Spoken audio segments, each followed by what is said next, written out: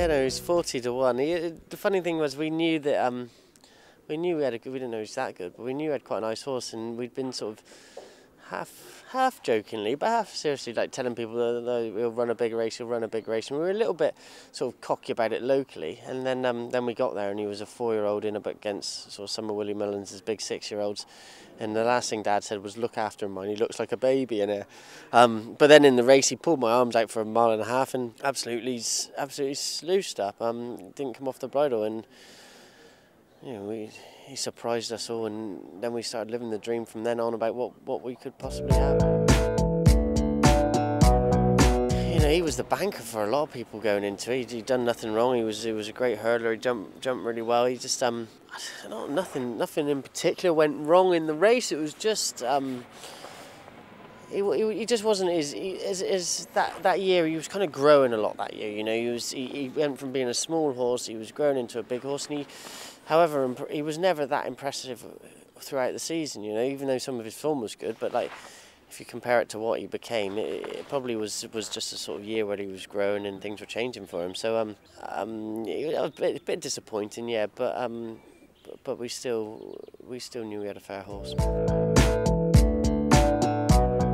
He took Sprinter Sacre on when he was right at his best, and Q-Card ended up getting the closest to Sprinter Sacre that anybody could get to him when he was in those days. And he ran an absolute blinder in Yarko. He just beaten fair and square on a better horse. And I remember pulling up and hearing Sprinter Sacre, and he was quite thick in his wind, and he was choking a little bit. And I thought, well, Barry might have been sat there looking pretty, but I know that I've put you under some serious pressure without Barry necessarily showing it. It was just starting to become a lot easier to ride. He wasn't as keen, and he was jumping better. And that day, I was full of confidence going into it on him. You know that he could run a huge race, and it couldn't have gone any better. He jumped out the gate and he just settled in front. He pricked his ears, and you know, those 3 down through the middle, we pinged all of them, and then we were just settled in. And I knew at the top of the hill, I was just sat in front waiting, and I knew he'd pick up and do it. And that was an incredible feeling for me. You know, I was coming to the end of my career, and it was just nice that I'd gone and won one of those, more so than the bumper, I won one of those big ones at Cheltenham on him.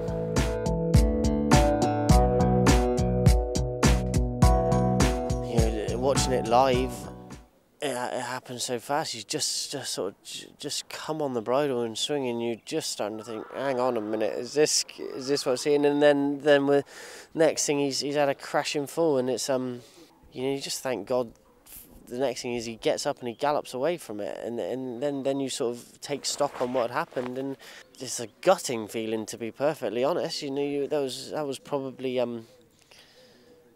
well, that was probably his year. You know, he'd been superb all season, and he looked superb at home, and he looked superb during the race, and that's horse racing, but that's why we all do it, because of that. But it you know, I remember talking to Dad the following morning at the kitchen table, and we were just like, well, thank God he's back here in one piece. And we drove in here the next day, and there he was with his head over the door with his ears looking at us drive in. And we were like, well, thank God we've still got a horse to go on with. So that's what it's mainly about.